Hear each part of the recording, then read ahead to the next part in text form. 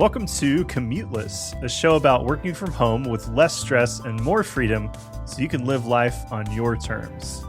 I'm Kyle Adams, and I'm joined today by my host, Corey Miller. Hello. Your host. Not your co-host? Well, Corey, okay, so just a little background info here. Corey told me to spice up the intro when I started. I wanted to yell it since he said to spice it up, but he said that was a little over the top. So I don't know what he wants. I'm considering him the host because now he's giving me all these directions. So take it away, Kyle, Corey. I just want your best self. That's all I've ever wanted for you. That's what I deliver. Okay. Good. Well, I'm really glad about that. Well, what are we talking about today, Kyle?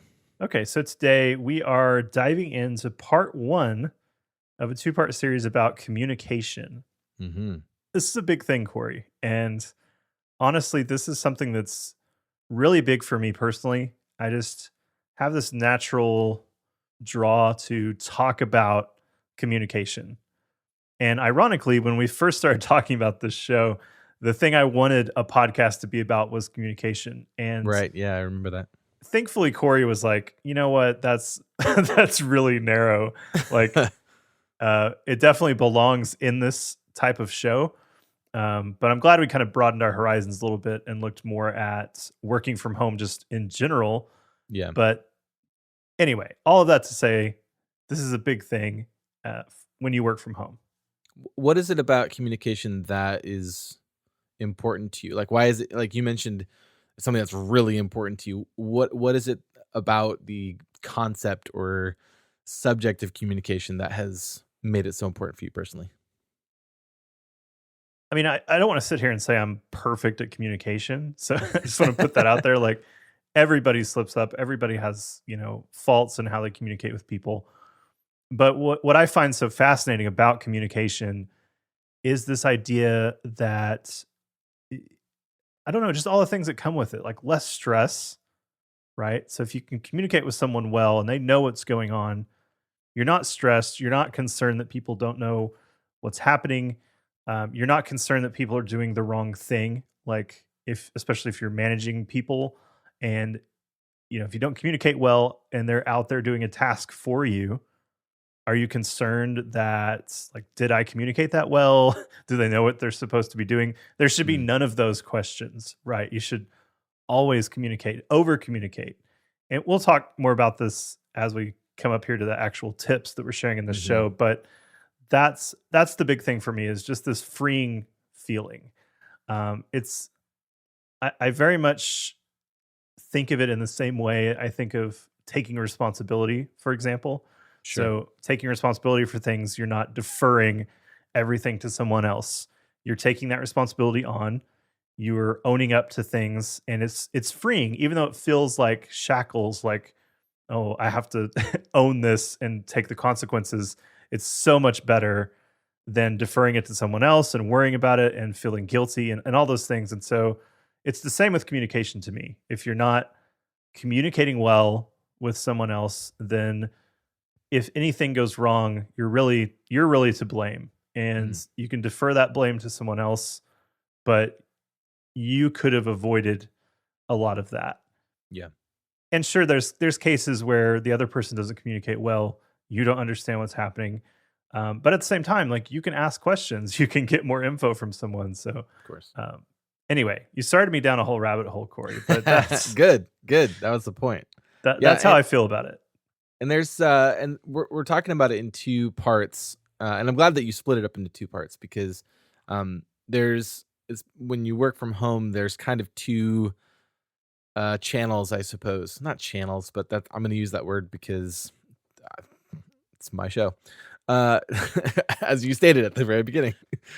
But we're talking about, so people in your life, people on this side of the screen, so to speak, right? So there's, if there's, your spouse, your children, your friends, your family, extended family, friends, whatever it might be on this side of the screen, you have to communicate with them about your work life at some level, right? Maybe not everybody needs to know everything, but there's going to be, that side of things. And then what we're going to be talking about next show, I think, right, is going to be talking about communication on the other side of the screen, so to speak.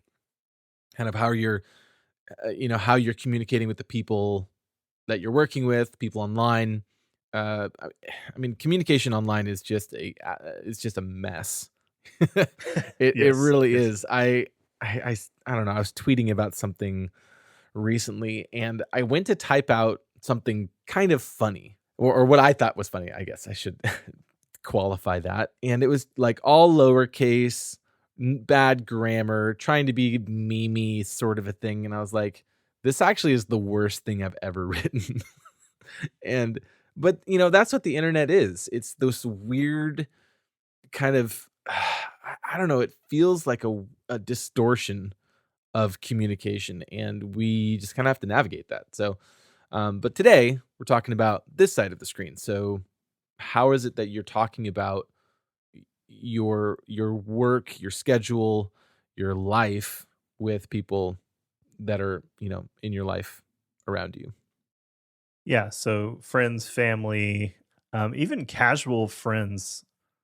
I've had this happen where we meet someone and we start talking about things and they find out I work from home and then that turns into, "Oh, you work from home, so you're just always available for stuff." And it's like, no. So, even those people like being able to communicate well, um, even though you may want to kind of revel in the idea, especially if you're just starting out that you work from home, it's kind of appealing and exciting and people are, sort of maybe not so much right now because there's a lot of people working from home. Right. But people are kind of like curious about it and unsure of it and those kind of things. Um, but you can't just like act like there's nothing going on in your life because you work from home, so you're always free, and then Yeah. people are going to take advantage of that. So That is so true. Yeah. Well, you want to dive into, we've got 5 tips on communicating your work needs to people in your life. Should we just dive in? yeah, let's do it. Let's start with one of your tips. So we've kind of outlined these ahead of time, just to be transparent. We we outlined these ahead of time, and we're just going to kind of go back and forth with some tips that we've written out, and we'll start off with Corey. So my first tip is to define and understand your own needs as it pertains to your work. Uh, I think for a lot of people that immediately goes to, well, do I need to just know my schedule? And yeah, that's a part of it, but you also have to know and understand how you work best. Do you need to have it quiet? Do you need to have zero interruptions? We've talked a little bit about this before. Do you need sunlight? I think it was in episode 2, commuteless.fm/2, where we talked about defining your spaces and your context, Kyle. And and recently I've been working down in this basement of this house that we're living in right now. And there's barely any sunlight. There's kind of some windows here that kind of like, because it's below the ground, you can kind of like look out. It's got kind of this, I don't know what they're called. There's a window and sunlight kind of comes in sometimes. It's a very scientific term.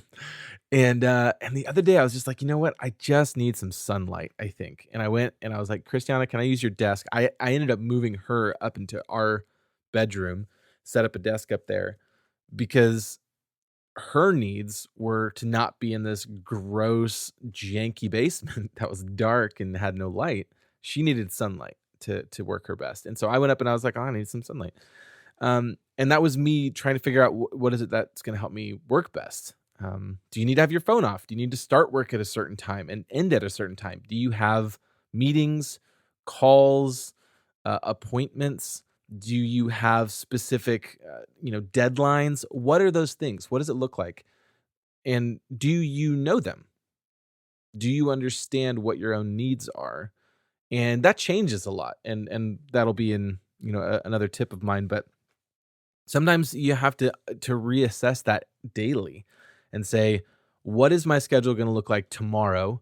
What are my needs? For me, I work at ConvertKit, and I have a handful of meetings throughout the week that are just set in stone. So I meet on Monday with Charlie. We have a 5 to 10 minute stand up where we just say, hey, here's what I'm working on this week. Cool. Awesome. Go. Do you need anything from me? Yes. No. Awesome. We go. We typically have a Tuesday marketing meeting for that can sometimes get canceled, but it's like, hey, if there's a larger topic that we need to talk about now. Thursday, there's the all team meeting and then another marketing team meeting directly after that. And then Friday, I have another meeting with Charlie. And that feels like a lot of meetings, but there's a lot of time that's not doing that, and I've reserved other days where I don't want to talk with anybody unless it's urgent or unless I'm stuck. And those are my needs. So I have to communicate with Christiana, my wife. These are going to be the times that I'm going to be on a call. These are specific points. If she needs to add those to her calendar, and she needs to do that vice versa to me, and say, hey, I have calls scheduled up at these times. Does this impact you at all? Hey, let's talk about it. So that starts with defining and understanding your own work environment needs that gets you to where you want to go. And that, sit down and think through your week, think through your month, your days, whatever, and write that stuff down. Figure out what is it that's going to help you figure that out. So then when someone asks you, hey, well, hey, you want to go hang out, at 2:00 or go get some lunch or whatever, you can respond to that correctly. You can say, sure, I've got some time here, or you can say, no, I'm not going to be able to, and leave it at that. So that's my number one tip. Define and understand your own needs. That's a good one. I like that one. Thanks, Kyle. Oh, that's high praise. So my first one is to over communicate consistently with those you live with. So this is a big thing. I've really seen this in recent weeks. So as the COVID-19 pandemic keeps us indoors and my wife is working from home with me, I've really felt this more and kind of, I guess, come to understand it better. I think it's been really good for us because we've had to communicate more and we've had to learn how to do that. So she's working from home right now. Uh, neither of us really get annoyed when the other asks about our schedules. Like we've really just said that to each other. If there's something that you have on your schedule, tell me, repeat it, put it on the fridge, whatever you have to do to make sure that we understand each other's schedule. And vice versa. If I want to ask, what calls do you have today? Do you have any calls today? What time are they? Even if I ask 5 times, it's not annoying. It's helping us to figure out what are we doing today. Totally. And so we both just have that understanding with each other. So the people you live closest with, just have that understanding with them that you're going to over communicate. And really this tip, like, yes, it applies to people you live with, but it really applies to anyone. Like just over communicate. Tell them things more than you think they need to hear them, especially if they're important, and just get that point across. Because honestly, people don't care about your schedule, Corey. Like, yeah, they don't. They don't care about your schedule, and they don't care what time you have meetings. They don't want to put that information in their brain and save it. And so it's really your responsibility to make sure other people know about that and that you're clear about it. And that if there's something you want them to remember, that you make sure they remember it, not just tell them once and then say, well, you didn't remember. Right. So many arguments happen because of that. No kidding. Or just really strange moments of like, I told you this last week that this was going to happen. This often happens with my wife because she will tell me about something and she's like, hey, put that in your calendar. And I'll be like, okay. And then I don't. And then it's the day before and she goes, okay, so remember tomorrow at 1:00, I've got that call. And I'm like, I don't remember you ever telling me that. and that's horrible for me. But to be fair, like she knows that I need to be reminded constantly. And that's part of this over communication is she knows I've communicated to her. If you tell me once, I'm probably not going to remember that. Like you've got to remind me. And it's the same to her. Like she can't always keep my schedule in her head. And I shouldn't expect her to, why should she know when I'm meeting with all of my meetings? Right. Like, yeah. I shouldn't expect her to carry all of that in her head. And the worst thing you can do is get mad at someone else because they didn't remember something you said once a week ago. Yeah. And I'm sure we've all experienced that. Like Kyle, I barely remember what you said at the beginning of the show. I barely remember what I said at the beginning of this show. Well, there you So go. that's really my that was kind of a short one, but that's kind of my point Yeah. on that is just um overshare. Like I'm doing right now. I'm saying it again, over Mhm. communicate. Yeah, yeah, Starting to get drilled in your head, right? Just over communicate. yeah. And don't forget to over communicate. Over communicate about communicating. Right. Keep over Perfect. communicating. I love it. I love it. Well, that sort of leads into my my next tip is to schedule a specific time to talk about it. So about your needs, your schedules. If you haven't done this already, and if there, I mean, there's certain what I would call stakeholders, I think, in your life. Like, I don't need to talk with my friend Craig all the time about my schedule, right? Unless there's something that's going to be like if we're trying to, if he and I are trying to set up some weekly thing or some monthly thing, then I need to talk with him about that. But there are certain stakeholders in your life about what are the contexts of your work life. And so you have to have an initial conversation dedicated to that conversation. Gotta have an initial conversation dedicated to that conversation. Wow, Corey, what a day this was.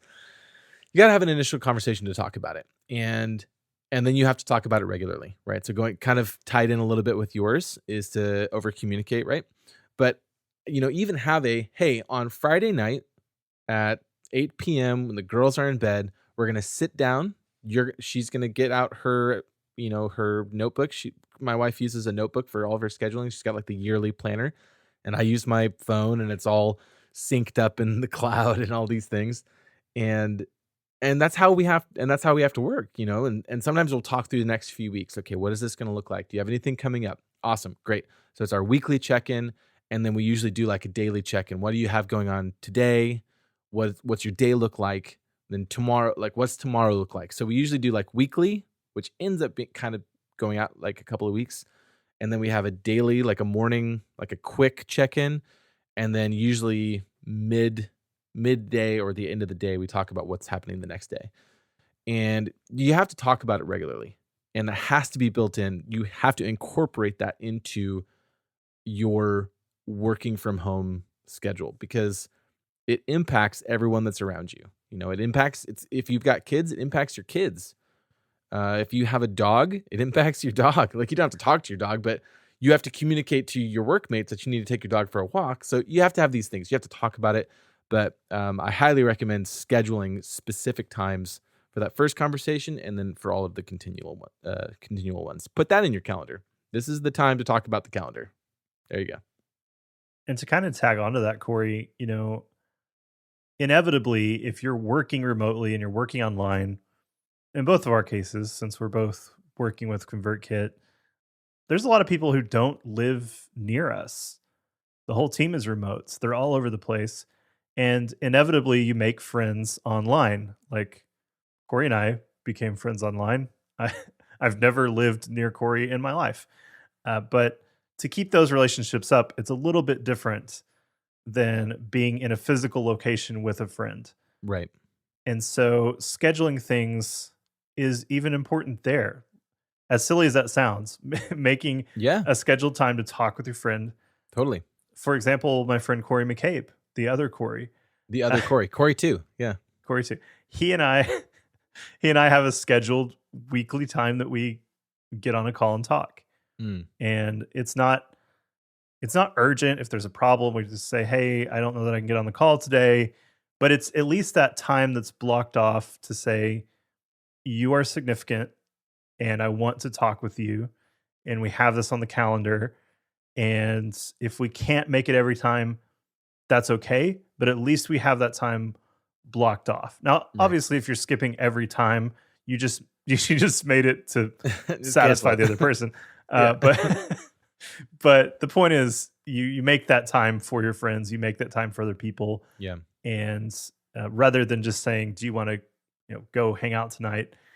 You can have those scheduled times. That's totally fine. So Yeah, there's totally space for the kind of spontaneous moments, and that's totally fine. Um, One of the reasons why I prefer doing scheduled stuff as a work from home person is because there's an assumption that because I work from home, my schedule is just kind of all loosey goosey and anybody can call me anytime. And it's kind of funny. Every now and again I have calls. I'll be in the middle of work. It'll be like middle of the morning, 10:30 in the morning, and one of my siblings will call. My sister will call, and I sit there and I go, should I answer this? I probably shouldn't. Usually I answer it to say, hey, I'm working. I can't talk. Okay, bye. Usually. But I've had a couple of times where I answered, many times where I haven't. And then I've texted back and they're always like, wait, are you always working? And I'm like, you wouldn't ask that if I was working in a building somewhere. And that's not necessarily their fault. It's just the environment that we work in, this reality of working from home that people just don't usually understand. And I have organized monthly calls with some of my siblings where they're like, "Hey, I would like to keep communication rolling. Can we put something on the calendar that repeats every month? The third Saturday we get on a call at 9 a.m. What do you think? Awesome, let's do that." Because sometimes spontaneity works and that's fine, but for me to schedule that kind of a call in is not me saying, "Oh, well, let me see if I can just fit you into my schedule because I'm such a busy person." It's, "Hey, I value time with you, and there are a lot of things that happen in both of our lives, and so let's prioritize it and let's make it a thing." And so that's where scheduling can come in, and that can be really, really helpful. So it's just kind of working with this reality of this, how people view working from home, and also helps to structure yourself because it's easy to be like, well, I work from home. I don't need a schedule. And then all of a sudden you never did any work in the last 7 months. That sounds like that comes from experience. No.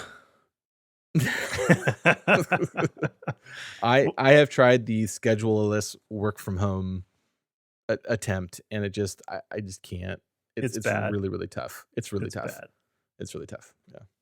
Well, speaking of people calling you and kind of interrupting your workday, Yeah. we're about to cover that, Corey. So don't assume that other people know your schedule or needs. And I know this kind of sounds like the thing I talked about before of over communicating, but I'm going to over communicate it more. Of course. One of the worst things you can do is be upset with someone for not respecting your schedule, and it's not their job to remember that. Mm. Um, so this isn't so much about. I mean, yes, it tags along with over communicating. What I'm really talking about here is just assuming that because you work from home, that other people know, okay, you're working from this time to this time, so I'm not going to call you. I'm not going to bother you. You're in a building at work. They're not going to think that way, and you can't force them to think that way. Right. And no matter how much you communicate that you are at work and you're working, you're still going to get people who assume that you don't go to work, basically, that Yeah. you're always free and that kind of stuff. And if you continue to blame them, it's just really hard. Like I've had this happen, Corey. I'm speaking from experience where I just felt like, and looking back, it was not the right approach to take. But I felt like, why do they not understand? I have a job. I go to work just like everybody else. I just do not go to a separate building to do that. And Yeah. why are people assuming I'm just sitting at home lazy and not doing anything? Yeah. And it just happens. And I don't think they really think you're lazy. I think they just feel like you're more flexible. Yes. And we have to keep in mind the context that some people have been in when it comes to working from home, because working from home is a fairly new concept. For example, my parents, for sure, there really wasn't the idea of working from home. Um, it was more of a thing you get to when you get to retirement, right? So you're at home and you're doing some stuff, and maybe you have this side job that you do, but you're retired, you have free time, et cetera, et cetera. Yeah. And so Yeah. it's hard to grasp this notion that you are in a full-time job all day long, even though you're at home. Right. And Which has flexibility and maybe some more flexibility than like a traditional place, but also has things that you've got to do, right? You have to work the hours. You've got to get the projects done. You have to do these things, right? It's not Yeah. just like, well, I work whenever I want, however I want. It's a 4-hour work week, and YOLO. Like it doesn't work like that. That's not reality for 98% of the planet who is working from home. Yeah, and even if you own your own business or your the big thing, especially in the creative field, is going freelance and you're at home working for yourself. Even if you're in that position, you still have to keep those hours. You still have to have structure. And again, like I said, you should not just assume that people know your schedule. And so there's things you can do to help yourself out. So rather than just being reactive of saying, well, you didn't respect my schedule and I didn't Yeah. get this done and whatever, um, be proactive about it. So one example of that is, mute notifications. So Mm. if you have an iPhone, for example, you can put your phone on do not disturb and you can work and you don't get notifications. Corey, I'll be honest, like I hope this doesn't break your heart, Corey. But Do we it. we have a group chat with Corey Miller and Corey McCabe It's not and confusing at and all, I. ever. So it's the Corey Kyle chat. And I have that. You can specifically put certain conversations on mute. And so I Yes. have that one on just constant do not disturb because if if I'm on my phone and I'm looking at my messages, that's when I need to be looking at that. But sometimes, like, I do that not because I don't want to see the messages from Corey and Corey. It's because if I'm working and you two want to talk about something and I want to go in later and laugh about it, I don't want to get frustrated that I'm getting these pings over and over, right? Right. And then ruin your day because I'm like, "Hey, you're just sending me all these messages. Get off my phone, kid." I don't want to be that guy, right? And Yeah. so it's better for me to just say, "Okay, it's on do not disturb when I can look at my phone or whatever. I'm there and I'm present and I can see that stuff." Right. And I go in and like check my messages every now and then just to see if we have new ones and stuff. But um, so anyway, that's one thing. Putting your phone on do not disturb.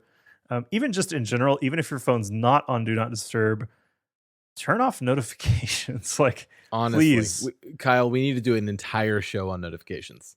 yes, 100%. I'm gonna write it down right now. for the love of everything, Yeah. turn off really all notifications. And this is not. I don't understand how this is not common, Corey, but it's not common, especially. And please hear me when I say especially email. Turn turn those stinking email notifications off. You don't need Mhm. email notifications because email is the snail mail of the internet, right? If you do think this, maybe you should work on changing your mindset a little bit. But most people who send out an email don't expect a reply within 5 seconds, like they do with a Mhm. text message or something. And even like we could go into that. That's even its own category, Corey. Like texting people and expecting responses and that kind of stuff. Um, I don't expect responses. I respect other people's time. They'll get back to me when they can. Obviously, if it's been like 4 days, I'll you know obviously have some questions like what happened, but um, especially with email, like set up some dedicated times. And this is kind of like a little bonus thing in with this, but set up some dedicated times to just go check your email, like in the morning and in the afternoon or something. Just check your email, see if you need to reply to anybody, but turn those notifications off. Definitely 100%. There is no argument against this, Corey. I challenge someone to give me a good argument against this. Turn off notifications for social media. Oh. Oh my gosh, You dude. don't need it. You don't need like 500. Have you seen those videos where it's like somebody posts to Instagram and they have 5,000 subscribers or 10,000 and it just like there's all these like notifications Yeah, it's flooding the horrendous. screen. It's It the it worst. it's everything that nightmares are made out of. Yes. You don't need that. Every notification is a little chunk of your time and you don't have that much time to spend.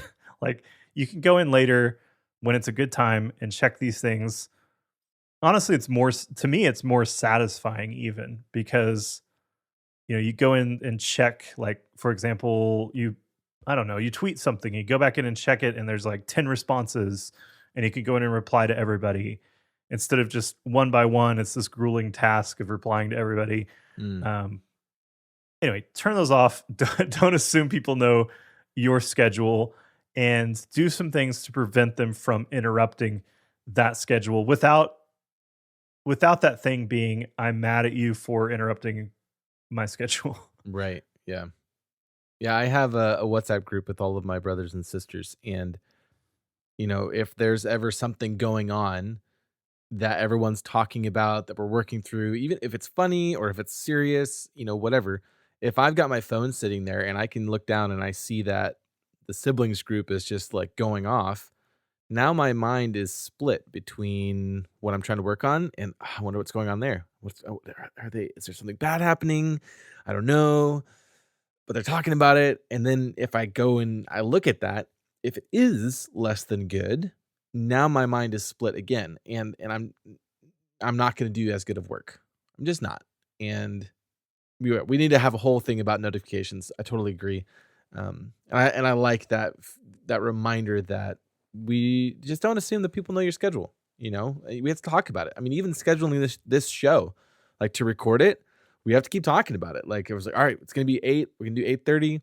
And you messaged me saying my wife went out and started mowing the lawn, and I've got the baby. And it was great. All right, we can push it. It's totally fine. But we had to talk about that, and because I just don't know, and you don't know what's going on with me. So it's really good. I like that. Yeah, and I think to that point, the other kind of thing to tag onto this is to also not assume what other people's schedules are. Yes, And totally. if your schedule doesn't align, just as they say, take the L, right? Just just take that L and live with it. So, for Mm, example, earlier when I couldn't show up right at 8:30 to record these, I was willing to say, okay, we aren't going to be able to record tonight because I don't want to assume Corey could just move up the time and then that takes more out of his day. If he doesn't want to, I'll just take that for what it is. It's my fault we can't move forward. And that's so freeing, Corey. Just to totally. because if you would have said, "Well, I can't do it," then I'm not upset. I'm like, "Okay, that's that's what I expected." If you say, "Yes, we can move it," then I'm super happy because I thought we were going to cancel it, right? So just don't assume other people's schedules either. Respect their time, respect what they have going on. And if you can't make it to something or your schedule gets packed or can't make that meeting that week, don't be upset at the other person if they can't reschedule or they can't change it or they can't like be there for you in a moment's notice. Mm, totally.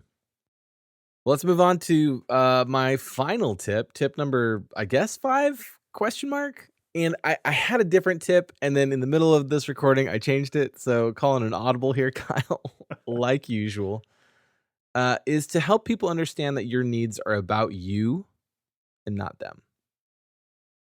And Mm. maybe this is coming from my personality side of things, but it's so easy for the way that we communicate about our work to come across as you're not important.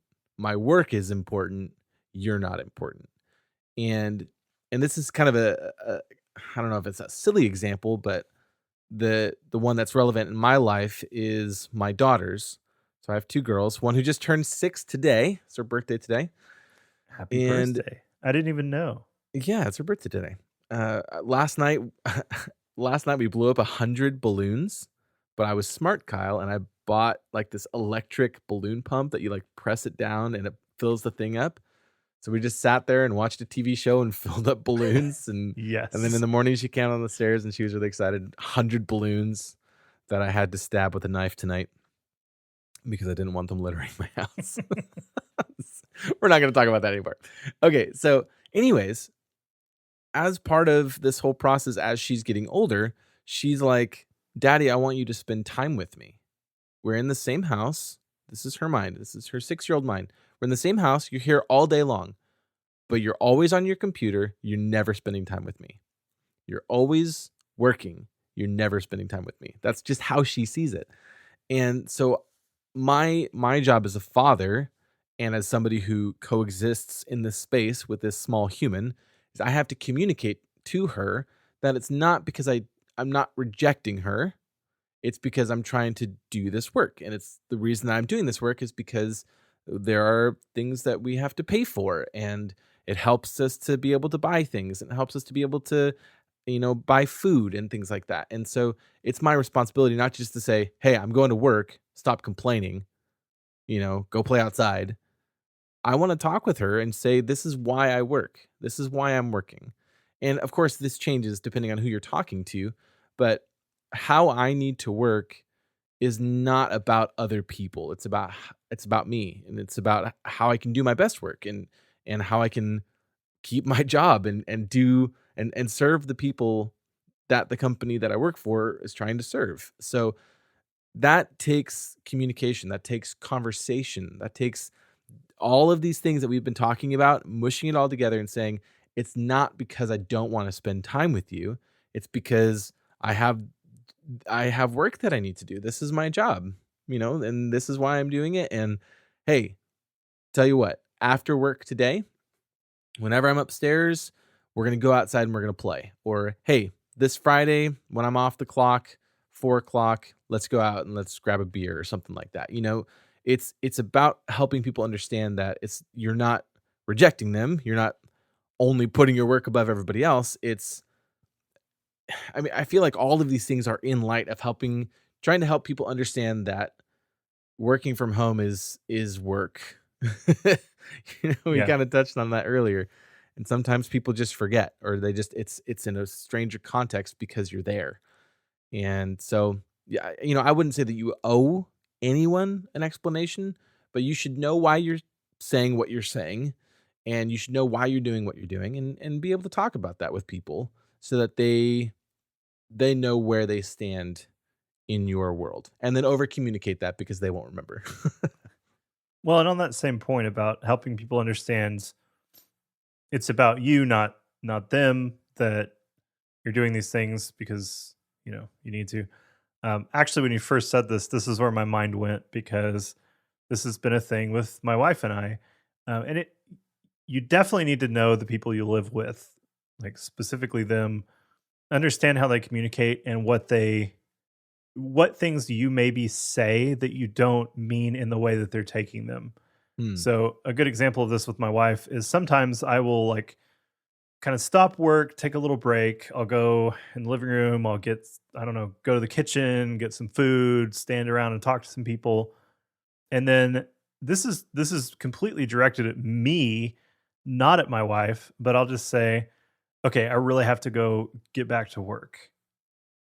Right. Like, okay, I'm going to go back to work. I really need to get back to work. Hmm. Well, I found out over time she's taking that as me saying, "You're distracting me and I need to get back to work and Right. it's Right. your fault." And that's Yeah. that's not at all Yeah. what I was saying. I'm telling myself, "Okay, Kyle, you are taking too much time away from what you need to be doing. Go back to work." And I just have to say that out loud. That's just part of what works for me, what makes me Right. get back to Right. work. And so now I've figured out like I need to just say, "Okay, um, I love talking with you. I'm not directing this at you. I just need to get back to work." Hmm. Something where it's like, okay, he's talking to himself, Right. not at me. And so just understanding how you can change up even those subtle things you say to help people understand that some of the things you do, even the routines or things you have, are to help you and not to hinder anyone else or um, like inconvenience them or anything like Yeah. that. So just I'm having curious that in as mind is to good. I'm curious as to how you found that out. Like, how did you find out that she was taking it that way? Did she just bring it up one time, or? She's very transparent. So she was like, it would be a little bit later, and she's like, I'm really sorry if I distracted you from work. Like I didn't mean to keep you from doing things. It's like that's not what I meant. Yeah. I'm sorry. And me being, the thick-skulled person that I can be sometimes, Sure, of course, yeah. I was like, why does she think that I was mad at her, you Right. know?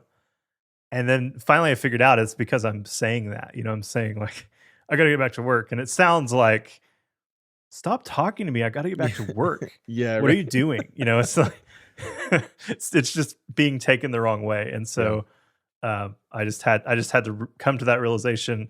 The way I finally figured out it was specifically that is just asking her, Yeah. basically saying like, "Why did you think that I was upset with you? Because I Yeah. wasn't."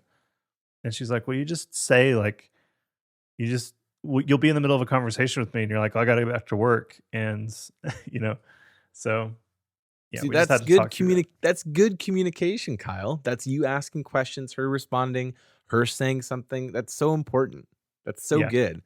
And maybe that's even another kind of I'll throw in a secret tip is to give permission to the people in your life to ask and to ask questions and to communicate with you, right? Because if she just kind of held that inside and didn't talk about that, then there would just be this weird, what's it called? Rift. There'd be this weird rift growing, and you would have no clue, right? Because you're just doing your own thing. yeah, And she'd just be sitting there going like, he doesn't want to spend time with me. I need to stop talking with him. And then one day you go out and you're like, "Hey, let's have lunch together." And she's like, "Well, now you want to have lunch, you fiend." you know? um, but that's an important thing is to invite them into that conversation and just say, "Hey, by the way, if there's anything as I'm doing this whole work thing that bothers you or is concerning to you or that you're interested in or you have questions about, please tell me because we have to talk about it. It's the only way that we're going to make this work for sure." yeah. And we've had lots of those talks recently, especially around both being home and Yeah. taking care of a child, and like, if you feel like too much of that responsibility is over on you, you got to tell me so I can help. There's times where we kind of both feel guilty because one of us has to go do some things that can't involve the child, and Hmm. like, we're kind of going back and forth. Yeah. So we just established like, if you are feeling overwhelmed, we have to tell each other that. If we don't tell each other that, we take responsibility for not saying anything. Well, that's all I've got as for tips. Well, I have a bonus tip, Corey. Ooh. We've planned a bonus tip. See, you say we've planned a bonus tip, but you just wrote out like 5 cryptic words and they don't make any sense to me. So I'm really intrigued as to what this means. It's because I want to get your reaction to it. Okay. And this is specific to iPhone, and it's because it's what I know. There may be something like this for Android. I don't know because I don't own Android, not because I don't care about the Android people. But so on iPhone, there is a feature called Do Not Disturb while driving. I don't know if you're familiar with this, Corey. I am familiar with it. Yeah. Okay, so I have Do Not Disturb while driving on.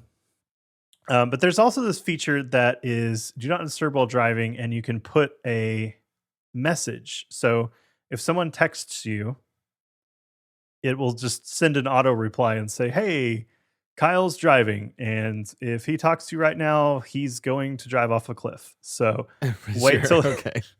wait until he's at his destination." I had that on at first, and it annoyed me. It kind of annoyed other people because because it's like every time you text me, and you just get this thing back. Sometimes it would put me on Do Not Disturb when I wasn't actually driving, and then it'd send people a message. It was a big thing. So I turned Yeah. that off, but you can turn that on just while you're sitting at your desk. So in the little, No kidding. what is that? The thing you Like the control, control like the center. control panel. Yeah. Yeah, control center. You can bring up a little car that's Do Not Disturb while driving. Okay. And so the little car, you can tap on that and turn on Do Not Disturb while driving, even if you're just sitting somewhere. Okay. And you could turn on that message. So if you're in a situation where you know somebody's going to text you who you want them to know, okay, I'm working or whatever it is, you can just turn that message on in the Do Not Disturb while driving settings, and then go into your control panel, turn on Do Not Disturb while driving, and people will just get an auto response from you basically while you're working. So if you need to go No like kidding. deep work heads down, that's a great way to do it. Huh. I'm gonna try that this week. That's really interesting. I didn't know that See? you could turn it on when See? you weren't driving. Because when you had it written down here, use do not disturb while driving, and I'm like, well, does that mean you have to like throw your phone really fast and then people won't be able to get a hold of you? Yeah, you tie a string to your ceiling fan Yeah, and you put that your makes phone sense. on it and it just spins. That makes a lot of sense. You're Actually, constantly in do not disturb while that's driving. perfect. That's perfect. I guess the only like caveat to this is that it will if you use the do not disturb while driving feature just to have yourself on do not disturb while you're driving, you'll want to make sure to turn on and off that text that goes out to people. So that's the only Right, kind of right. annoying part because you have to go into settings for that. But anyway, Interesting. I'm gonna try that. little pro tip. Good tip. All right, Corey, do you have any final thoughts? Anything else you want to share? No, I got nothing. Good show. Okay, cool. Good show. Where can people go to find us online? Well, you can go to commuteless.fm to find all of the episodes and show notes. If you want to find the show notes for this episode, you can go to commuteless.fm/6. You can find us on Instagram and Twitter with the handle @commutelessfm. And if you'd like to send in any questions, commuteless.fm/contact. That would be awesome. And for me personally, you can find me CoreyDHMiller.com is where my blog is. And you can find me on Twitter @CoreyDHMiller. What about you, Kyle? Where can people go to find you, my friend? You can find me at kyleadams.me. You can also find me on Twitter or Instagram @itskyleadams. I also want to just mention that we'd love for you to leave a review. This helps us get found. So if you're enjoying the show and you want others to find it as well, just go leave us a positive review and, leave a comment as well. That's always great. We love seeing those and knowing how things are going. And we just want to get this out to more people. We want more people to find it. I think this is relevant for a lot of people, even if they don't necessarily work from home. Maybe you know someone who works from home and you just want to understand what they're doing. Maybe you just want to have a better life at work, which this would help with as well. Like if you understand how to work remotely, you can work in a building pretty decently. So yeah, go leave a review. Please do. Thank you. All right. Thanks for listening, and we'll see you next time. Bye. Bye.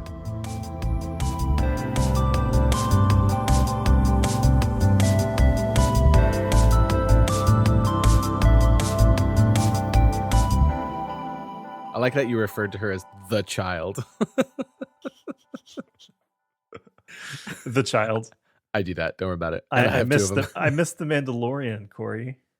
The first season was amazing, and now there's no second season. IGN did some kind of stupid April prank thing that really made me angry. Did you see that? I didn't see it. No.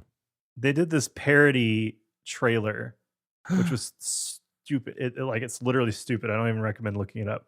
You're so angry right now. I am, because when they first put it out, they just titled it "The Mandalorian Season 2 Disney Plus." Whatever. Like it looked like an official trailer. Yeah. They even had an official trailer thumbnail. And it just said like exclusive trailer. So I was like, oh, IGN got the trailer first. Let me go watch it. Yeah. And then it's got this like stupid, terrible looking Yoda that's a teenager flipping people off. And I was like, at first I was like, what? And then I realized like this is not real. And then I'm sure Disney reached out to them because now it's changed and it says clearly on the thumbnail, it says parody trailer. And then their title has changed to like parody trailer of whatever. I was so angry. Okay, I'm sorry. That was like a major sidetrack there. I but can tell you're angry. Man. My goodness. Do you want to talk about that more when we're off the call? Or I need to go to therapy just for that. Sounds like it.